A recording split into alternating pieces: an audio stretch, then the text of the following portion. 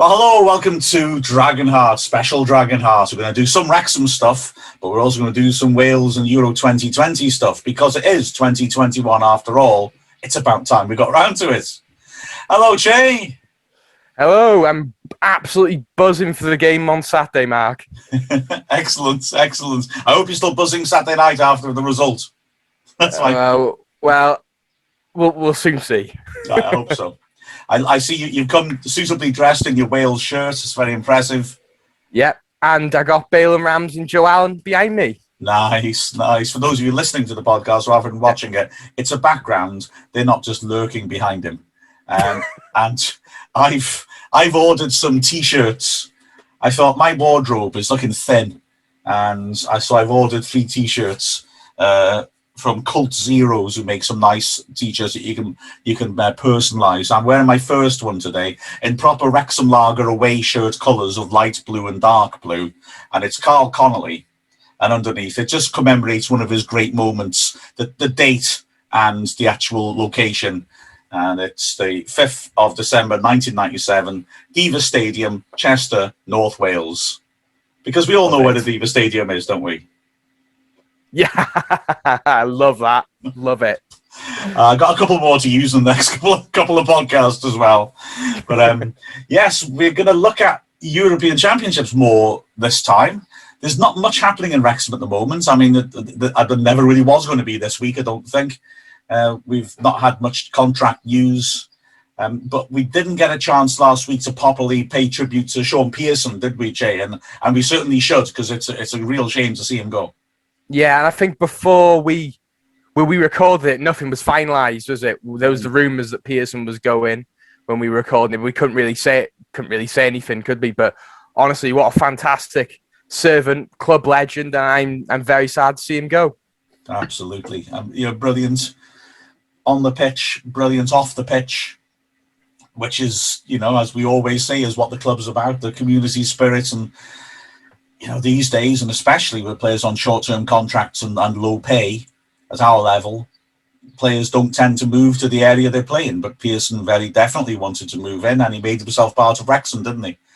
He was a part of the furniture. That's why it was a bit of a shock that he left, really, as well. But he had to do what was best for him, and I'm sure everyone at Wrexham wishes him the best luck. And when he comes to the racecourse next season, I'm sure he'll get the warmest of receptions. Absolutely. I popped into Tesco today, and the security man on the door is a big Wrexham fan who I know, and he was saying how Pearson was in Tesco a couple of days ago, and he was chatting to him and saying about how during the first lockdown Pearson was working nights in Tesco, packing shelves, and as well doing the food deliveries, which he seems to have got addicted to doing, to be fair to him. But yeah, he's a terrific. It's funny, isn't it? He's only been with us 4 seasons, but it doesn't feel odd to describe him as a club legend, does it really? Oh, not at all. And I think everyone who's met him, he comes across as such a down-to-earth, salty-earth guy, doesn't he? And it's always great to have that sort of person who playing on the pitch, especially at our level, and he puts his real heart and soul into Wrexham. And I think at every club he plays for, I think the fans love him, don't they? Yeah, exactly. And you can't sort of feel uncomfortable about him leaving from his point of view. You can't blame him for leaving, is what I'm trying to say. I mean, he's got to look after his family. Like you said, it's a short career, and it's not a very well-paid career at our level. So, if he has more job security at Grimsby, I don't begrudge him that for a second. He needs to take that and look after his family first, doesn't he? Yeah. It's a no-brainer, isn't it? It's an absolute no-brainer. I think everyone else in his position would do the exact same thing. I feel something I feel sad about is that not the season has just finished. The season before, he had a rough time of it. And that was because he was carrying an injury. And it led to this really odd misconception, which I know made Shaun very angry, that he was over the hill and he was old. When the fact of the matter is, at the end of last season, he was only 31. He's not old. It was just he wasn't fit because he had an injury and he was trying to play through it rather than step back and have an operation and end up missing a lot of time. Well, he had to, in the end, have it sorted. He was out a long time this season. He had a little 3-match false start where he didn't look right.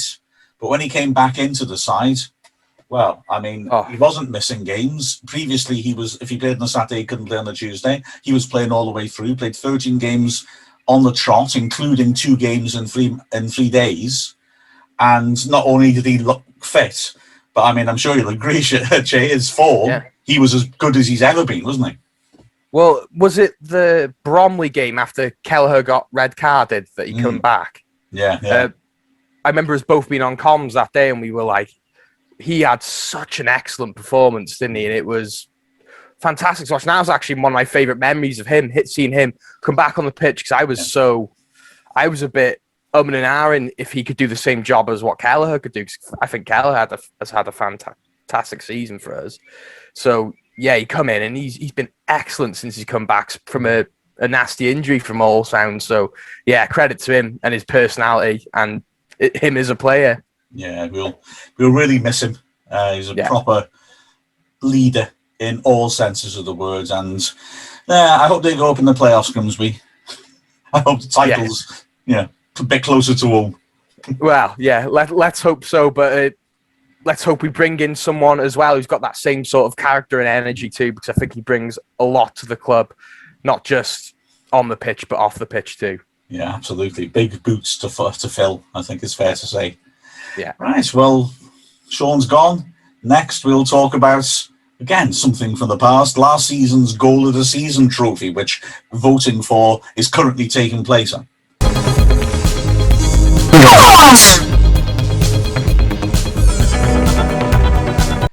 Yeah, so the Goal of the Season trophy, and it's something that's very close to my heart for a couple of reasons, which I'll explain now. One of them is that in its current incarnation, it's the Steve Edwards Goal of the Season trophy, and I know I say this every year, and I make no apology for it. The reason it's the Steve Edwards Goal of the Season trophy is that Steve was part of the commentary team and did an absolutely fantastic job, and nicer fella you couldn't hope to meet, and a more decent, reliable chap you couldn't hope to meet. He wasn't interested in commentating, only summarising, and so we would often do the games together, and he was a brilliant summariser who would spot things I didn't spot. I mean, most people do, but he was very good at it. Wonderful stuff, and sadly, he became very, very ill, and we lost him, and his wife wanted to do something to commemorate the fact that he was such a diehard Wrexham fan. He actually started off just sitting behind the commentary box, but he would just if anybody needed some help, he'd lean in to help people out. And he went from that to writing the match reports, sitting next to me saying, "Do you ever fancy doing commentaries?" And he said, "Yeah." It was brilliant. So his wife, to commemorate all that, said she wanted to sponsor something at the club. Now, I'd started a Goal of the Season tournament actually in the 1990s. I did it to make money for the hospital broadcast, and it lasted for a few years, and then the sponsorship money completely dried up. I couldn't get sponsors, and I wish, in hindsight, I wish I hadn't done this, but I then stopped doing it. And there's a gap, and then we started it up again because Wendy wanted to do something. So it's a Steve Edwards Goal of the Season trophy. By the way, Steve is the person who came up with "I Love to Booby." That I love to. Oh. Yeah, he was the one who came up with that during the commentary in Tabooby's debut. He scored with a brilliant free kick. So hats off to him for that genius. But yeah, so the trophy, and I'm so pleased the trophy is named after him. We've had some absolute stormers win the trophy in the past, and I think it's fair to say, Jay, we've had some stormers, a lot of stormers this season. Yeah, definitely. We've had some amazing goals, mainly from Luke Young and Jordan Davis. I think they're going to dominate the Goal of the Season chart, shall we say. But yeah, we've had some great goals this season. Yeah. Well, we started last summer purely because of lockdown. We thought, let's put more content out to keep people occupied.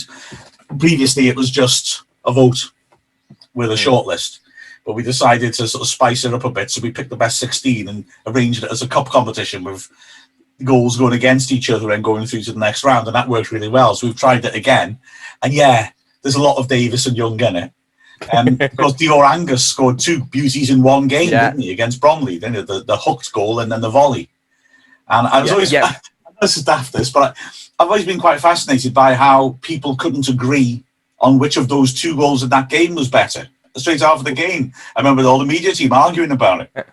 Well, me and you thought the second goal was better, and I thought the first goal was better. Yeah. So exactly, I still say the first goal was better, and maybe either one of them two could easily be goal of the season, couldn't they? Yeah.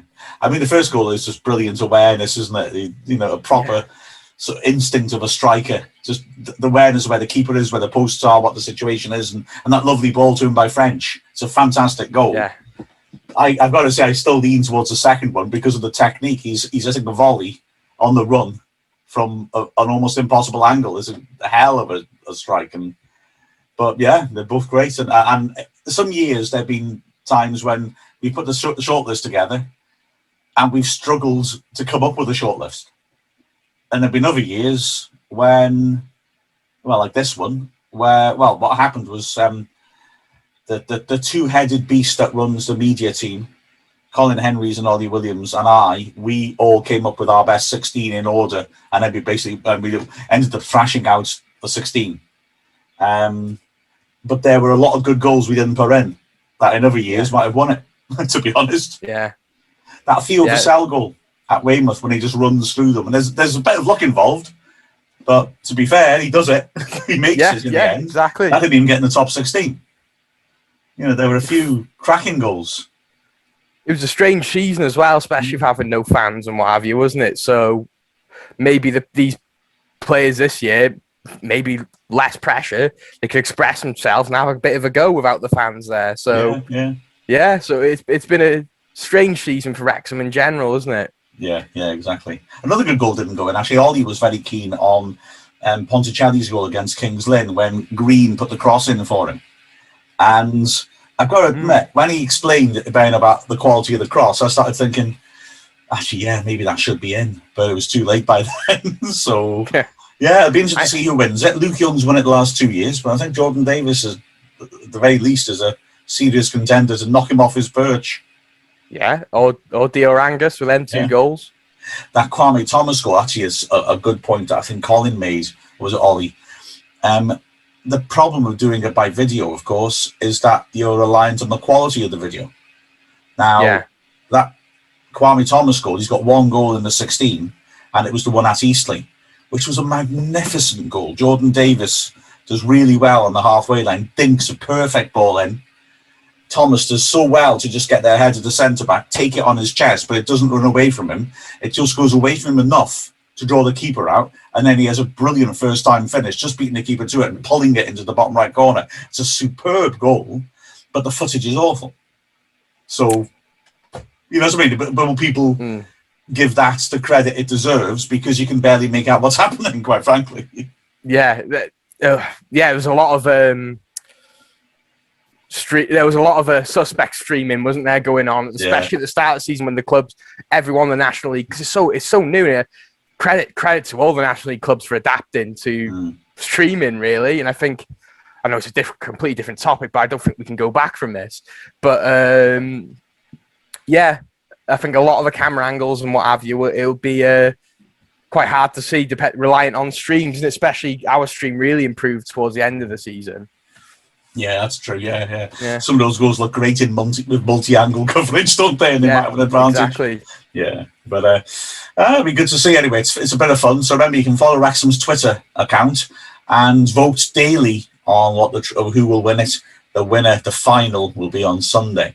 Speaking of big finals, well, there'll be one coming up next month in Wembley. And so now let's shift gear awkwardly away from Wrexham, and after this, we'll be starting our coverage of Euro 2020 in Euroheart. I wanted there to be some Kraftwerk style electronic music coming in then, but oh well. After this,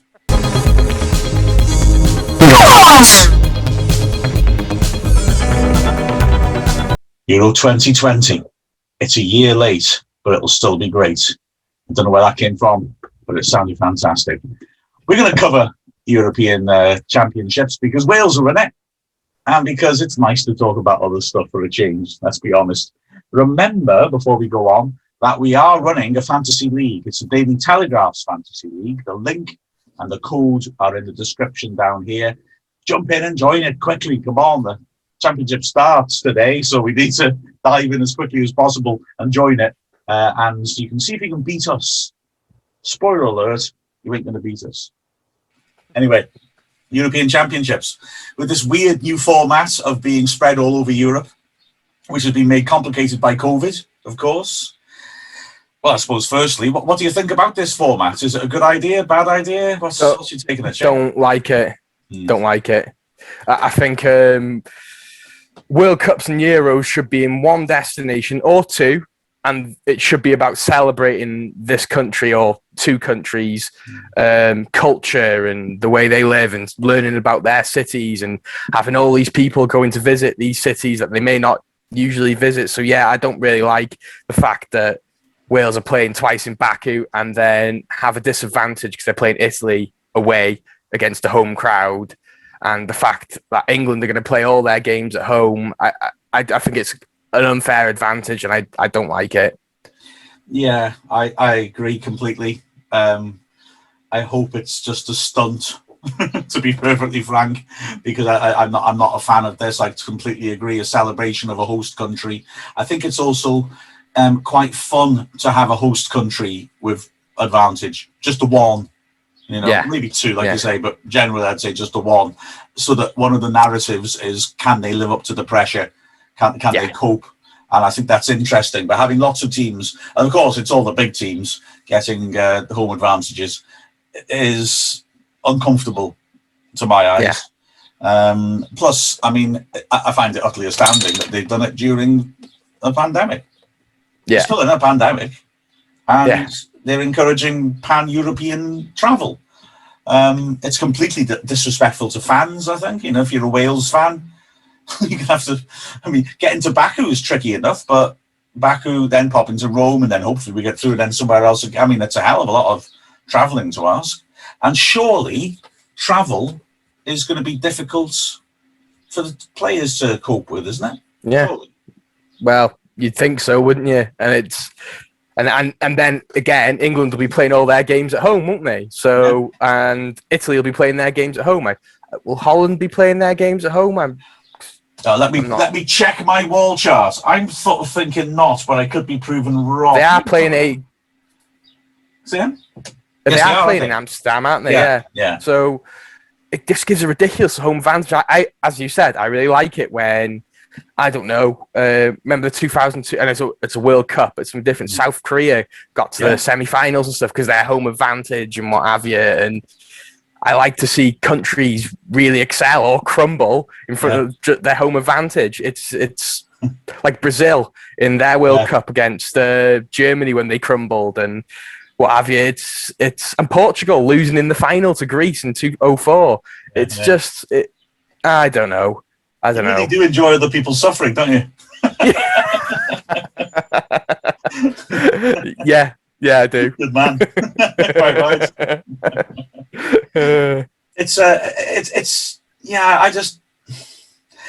I think we should accept it this time and hope it's just a one-off. I think if it isn't, there's a bit more of an issue to it, really, for me. But like I said, it feels inappropriate to be doing it now of all times. I know not many countries could have taken it at short notice, but okay. We know England has got the facilities, and they could have done that, and I think that would be safer, and that's what safety is more important than football. So I don't quite okay, but they've done it. The only group in which I like the idea of mixed hosting is Group F, because that's the traditional group of death. You've got three mega teams, Germany, France and Portugal, so the world champions, the European champions, and the previous world champions, who traditionally always beat everybody, and Hungary. And you think, okay, poor old Hungary, enjoy getting 0 points. Yeah. But Hungary have got home advantage for all their games. And I do like that. Oh, beg your pardon, except Germany. It's a shame that two teams have home advantage in that group. Germany as well. Germany play all their games in Munich. Now, okay, so that's helping them. But Hungary play France and Portugal in Budapest. And as things stand, Budapest is the only stadium that will actually be allowing 100% capacity.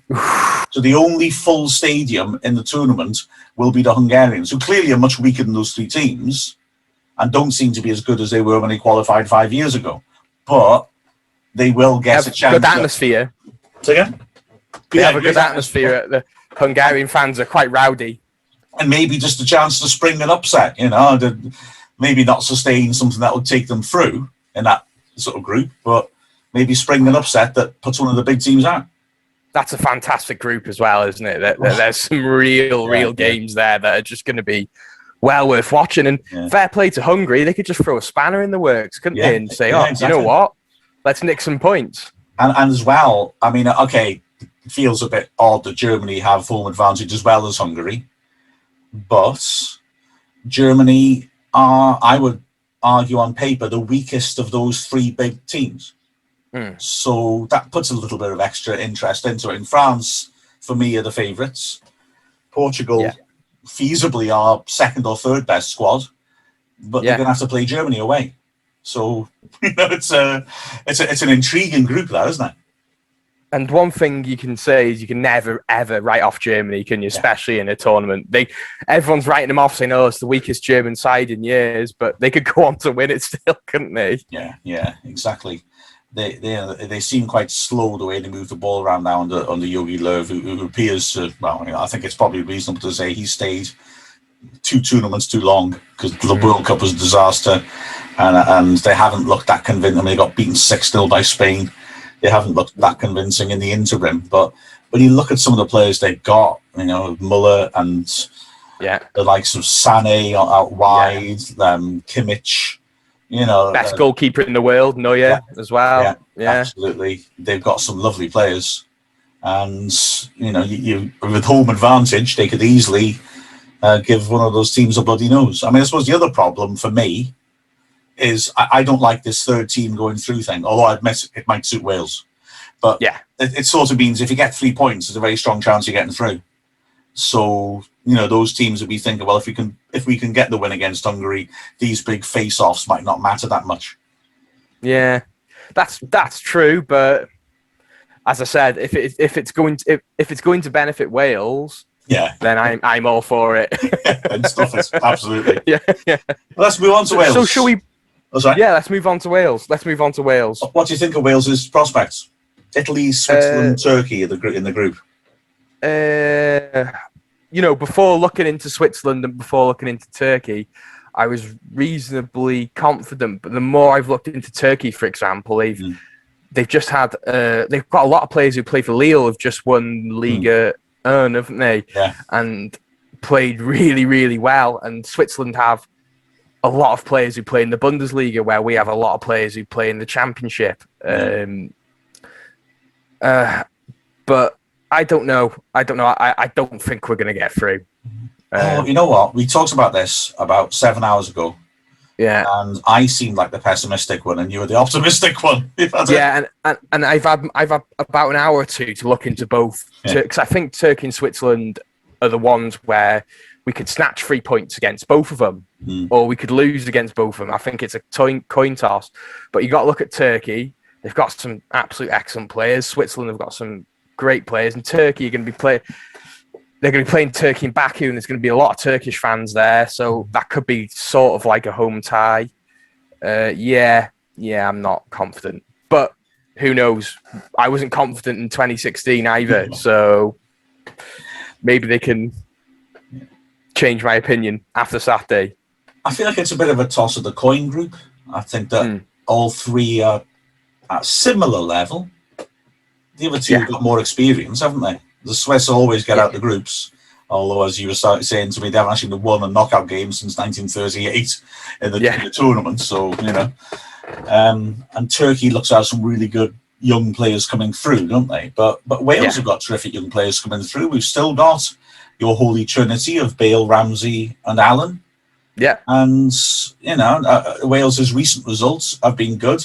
And the fact that they've got Robert Page in rather than Ryan Giggs doesn't seem to have phased the players in the slightest, which seems, you know, very promising to me. Yeah, and that's one thing we've not had in this last few months, which has also made me worry, is not having a stable manager, because we've had Giggs, we've had Page, but Page has come in and he's done a great job, and I think if he gets us out the group, he deserves the job full time, as far as I'm concerned. Yeah, absolutely. I think there's an element of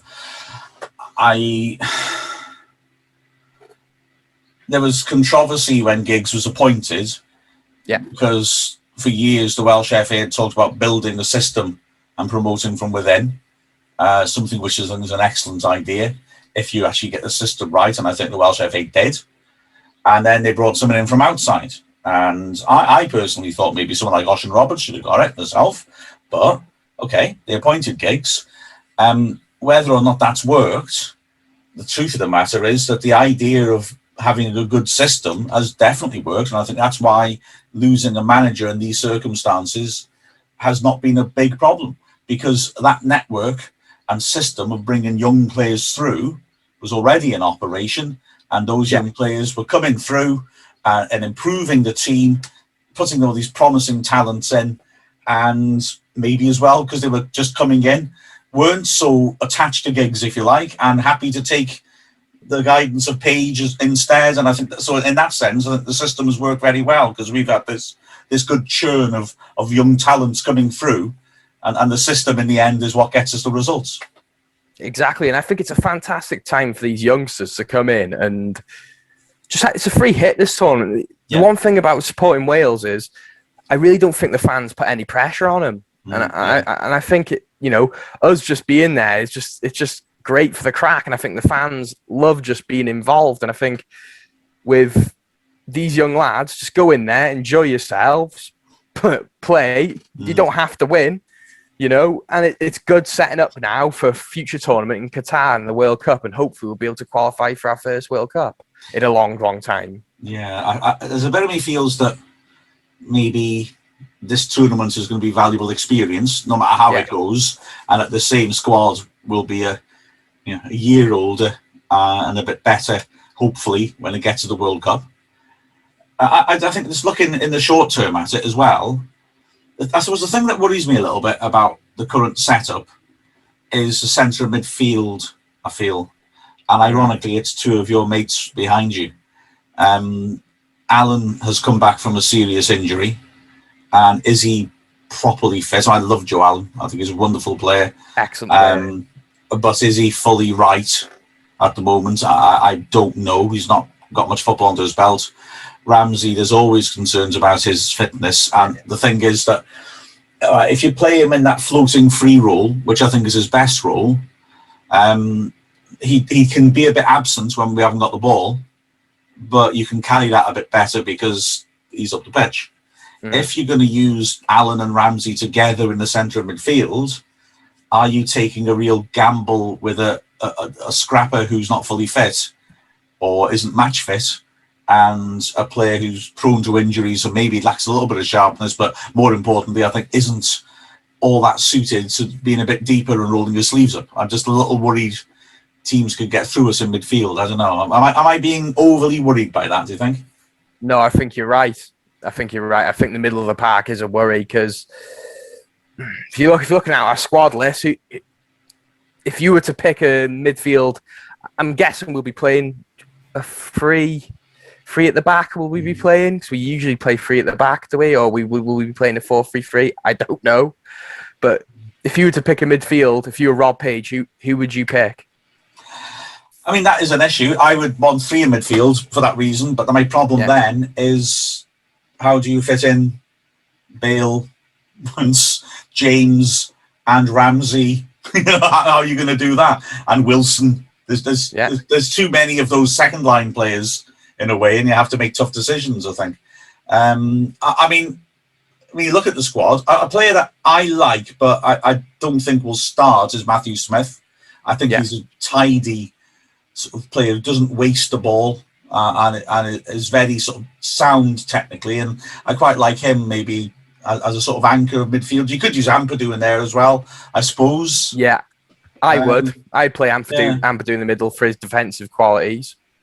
And then the thing is, like I say about maybe it coming too soon. I mean, could you use Levitt in that area of the pitch? But despite the fact he's looking very good, surely you can't dump that responsibility on him. No, really yet.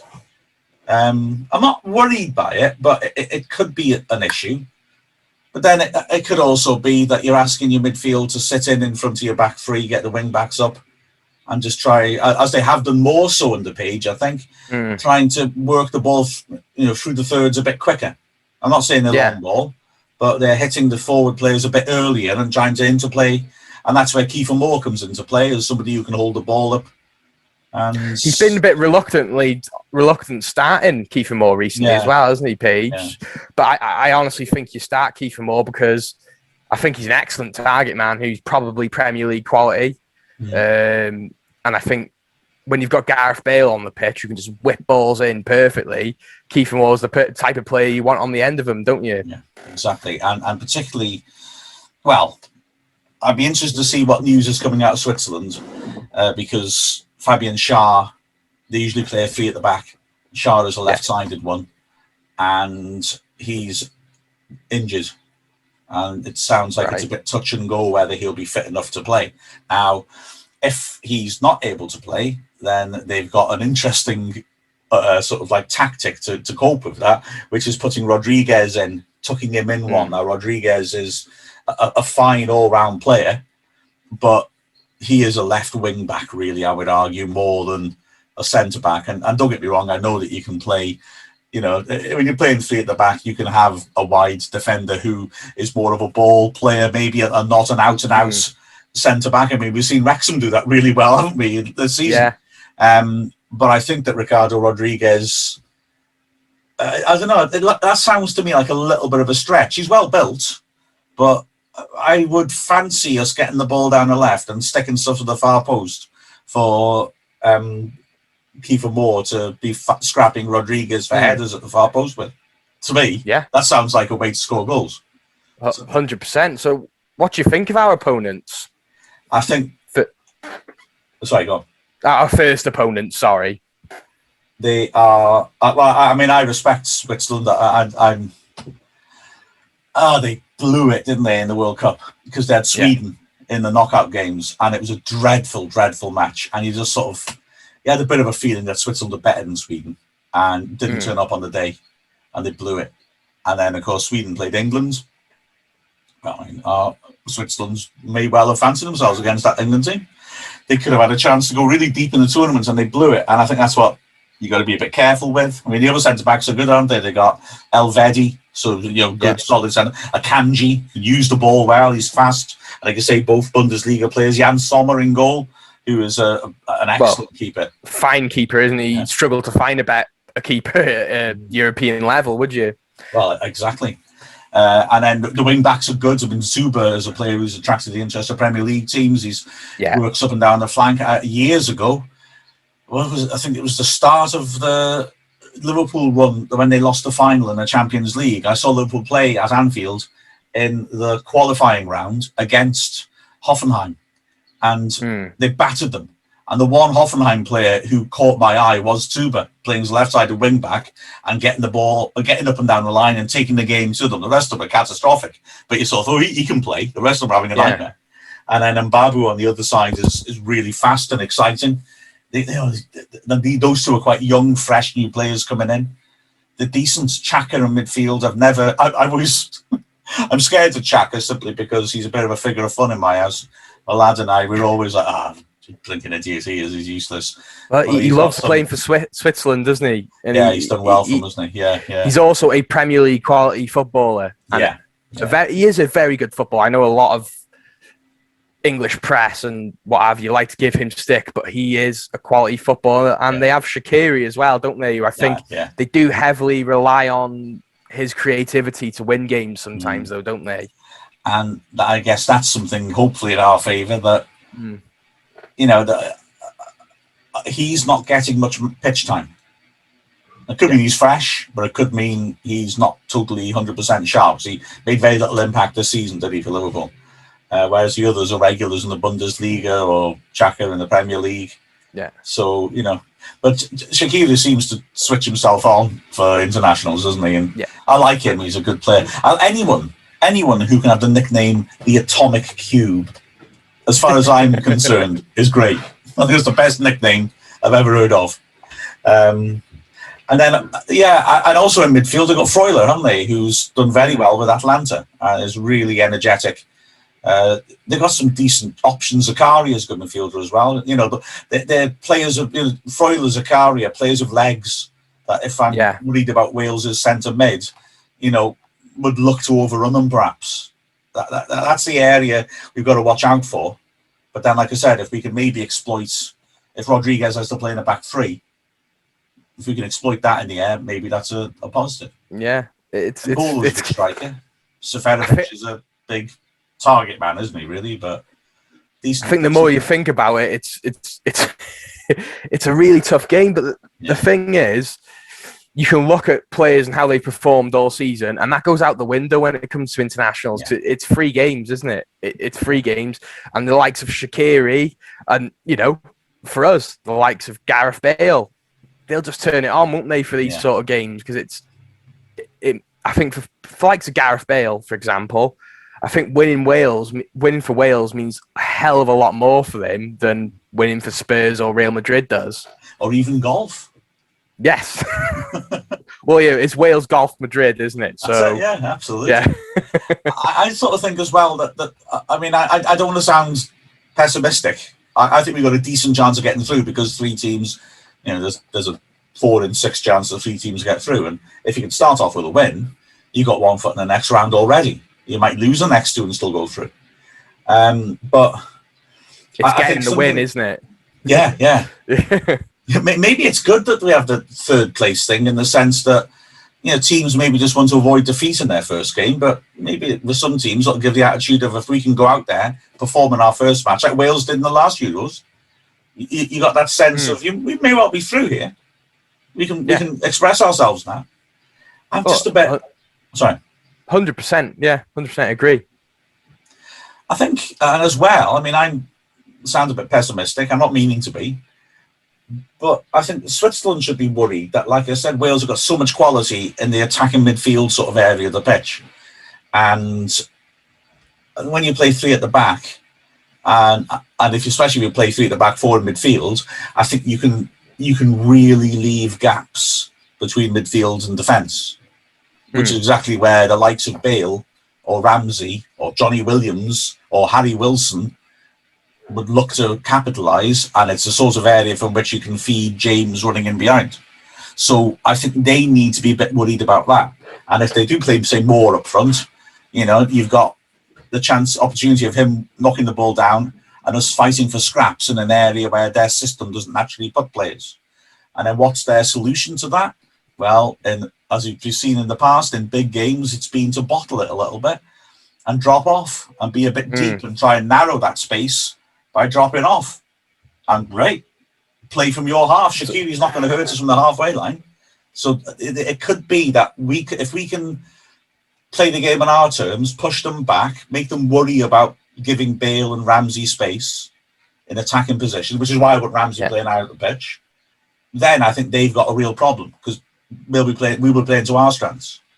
Yeah, 100%. We've got some quality to come off the bench, like Brooks and Tyler Roberts as well, who are, Brooks is a championship player, but he's touted to be sport by all the top teams. And you've got Tyler Roberts, who I think has an excellent season for Leeds United this year, who could come off the bench and give a real good go. And I think we have a great chance, but I think this sort of game is a sort of a flip of the coin. So I look at us and I look at Switzerland. The quality is very similar, isn't it? Really. Yeah. They've got a bit more experience, haven't they? But the quality is similar. It does just bother me, not this game, but in general, like I said, that Allen, Bale, Ramsey, and Brooks all, either coming off injuries or the history of injury. What are they up to speed? Because Allen, Ramsey and Bale really are our senior players, aren't they? And our best players, you might argue. And Brooks is a terrific player. But how fit is he? He hasn't been playing this season for Bournemouth, but, is he back to what he was beforehand when he looked like an incredible prospect? Yeah, well, all we can do is hope. Yeah, exactly. Live in hope, die in Kaigule. But the thing is, though, we are not going to do any predictions on this game. But shall we predict? Shall we predict the rest of the games from the first wave? I think we ought to. 100%. So Get those first babies game, up. First game, Turkey, Italy. What's the scoreline, Mark? There's a bit of me says 0-0, you know. And there's a bit of me thinks that Italy look great and their recent form's been very good, but Turkey are going to be difficult opposition, and Italy have a habit of crashing and burning or being brilliantly good. And I think that's going to be much tougher for Italy. You know what? I'm going to. Okay. I'll do a prediction. Yeah, I'm going to say it's a draw. What do you reckon? 2-1 Turkey. Oh, he's gone for it. Oh. The more I've looked into Turkey, the more I think they could be a real dark horse this tournament. Right. Saturday, after the Wales game, it's Denmark versus Finland. I'm going to quickly say this one. I think it's going to be 3-0 Denmark. Denmark win. Yeah, I agree. Yeah. Do you want to score as well? I'm going to do scores. Oh, okay. I need to note these down, don't I, now? Just to embarrass me later. Denmark, Finland. Denmark look good to me. Finland's going to be solid. 2-0. Home advantage as well, isn't it? 2-0 Denmark. Belgium, Russia. Ooh, in St. Petersburg. Ooh. But Belgium are a good team, and I'm not convinced by Russia. And they've lost the Berezutsky twins, and they've lost Akinfeev. 2-0 Belgium. 3-0 Belgium. Yeah, oh, you're going for a whole heap of poundings, aren't you? Yeah, I'm going for a real exciting tournament here. Hopefully, I'm just being optimistic. Oh, next one: England v Croatia. England v Croatia. Are Croatia quite the team they were? But they've been a banana skin for England historically, haven't they? And are England as good as people try and say they are? 1-1. Harry Kane breaks his toe. I'm going to go 1-0 England. Pessimist. Austria versus North Macedonia. It's in Bucharest. I don't really know. I mean, it's sort of mad that they're here, isn't it? Because they're the fourth-tier Nations League winners. I quite like the Nations League thing, though. And and to be fair, you sort of think, oh, this might end up in Malta or somebody being in it, but actually North Macedonia aren't too bad, and I think they'll be quite solid. I think that's got 0-0 written all over it. Yeah, I'll say the same. I'm starting next to one. More, hang on, Sabitzer and Baumgartling, and Austria got some nice players. 0-0 written all over it. Yeah, I'll double up on that one. Next one after that is Holland v Ukraine. Oh, I'm gonna go 1-0 Holland because they're my second favourite national team. Yeah, 2-0 Holland. I think that I've got to stop being contrarian, saying that everything's going to be an upset, haven't I? Now, here's a good one. Scotland v Czech Republic. Now, Scotland, I think, are a really interesting one. They sort of seem to have the vibes that we had going into 2016, and I think they have some real quality players. John McGinn, who's the one who plays for United? He's really good. Scott McTominay. I think they have some Robertson, real quality Tierney. Players. Yeah. That's very similar to us, I find, in 2016. So I think they might do quite well. But Czech Republic are also a decent side as well. Yeah, it's Scotland against West Ham, isn't it? Yeah. Yeah, of course. Yeah. And it's at Hampden Park.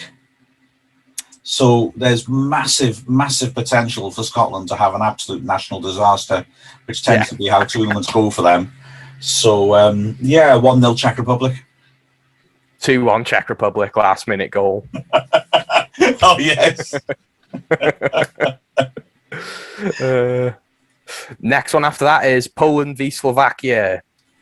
Don't think Slovakia very exciting. No. And Poland Poland have got some 2-0. good players. Yeah, Yeah. but I think Poland 2-0. Yeah. Spain v Sweden. Oh. You see, I love Spanish football, and I'm probably as well informed about the Spanish team as about any team in a way. But Sweden look quite decent, and Isak's been brilliant for Real Sociedad this year.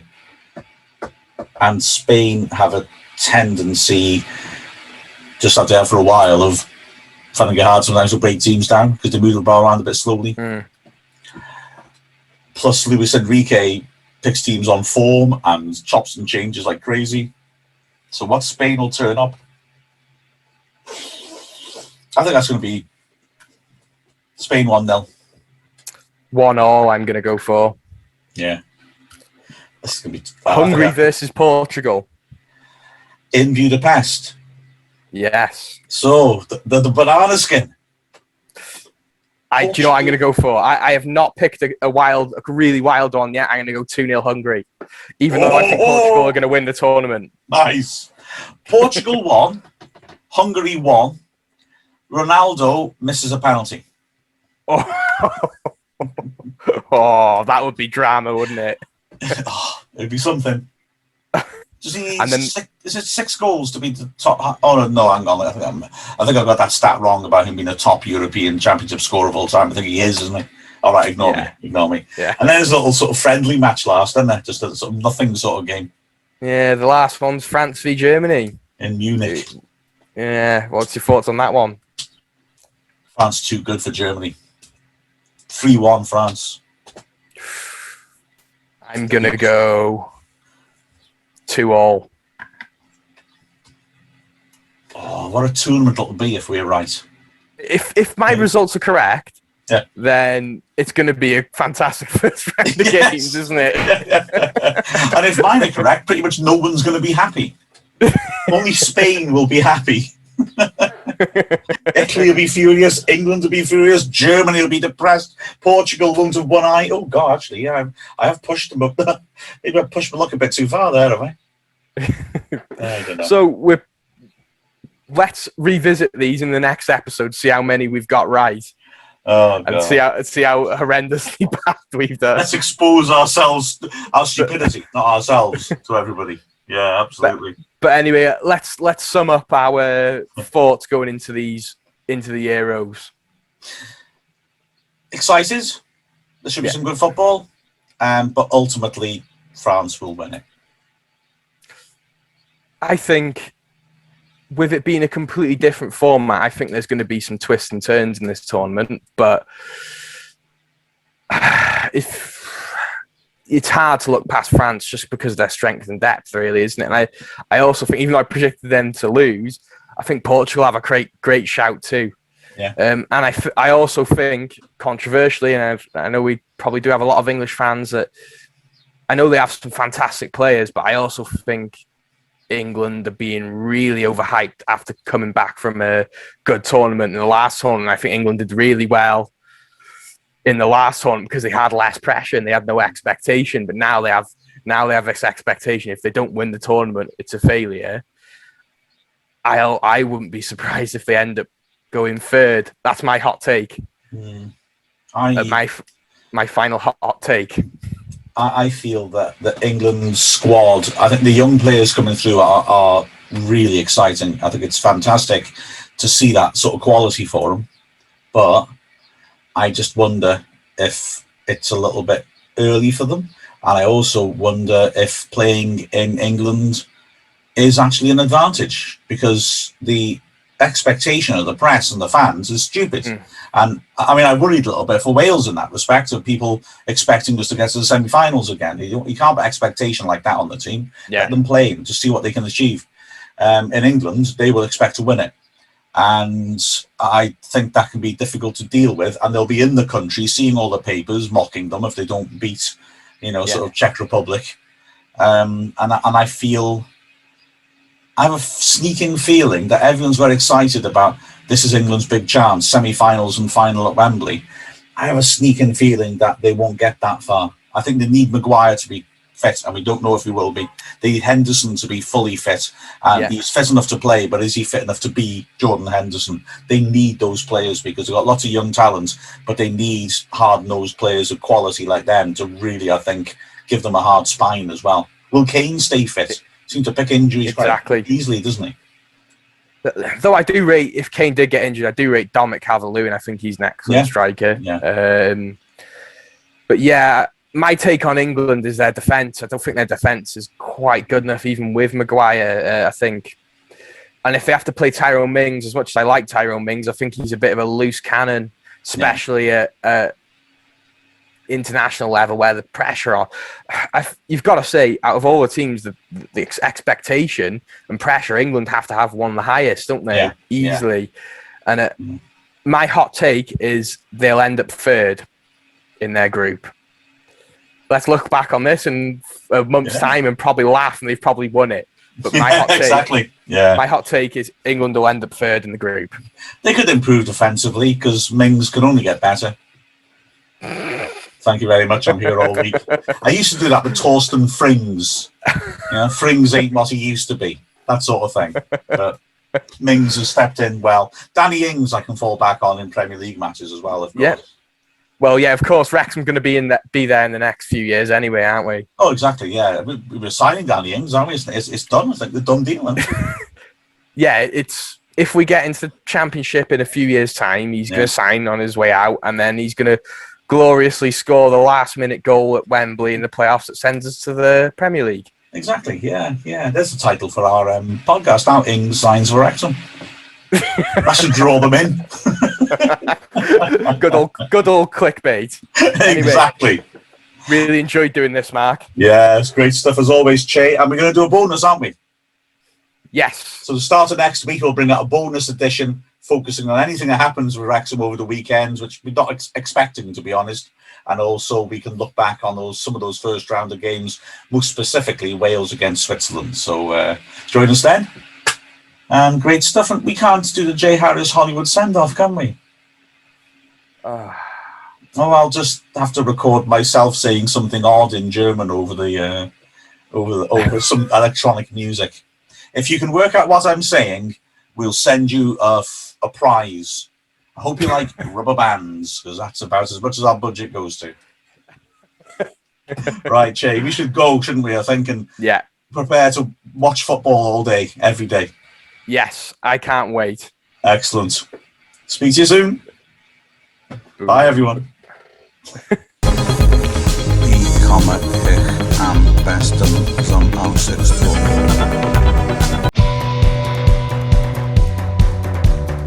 Thanks very much for watching. Please subscribe as well so you don't miss out on any of our content, and click the bell to get notifications.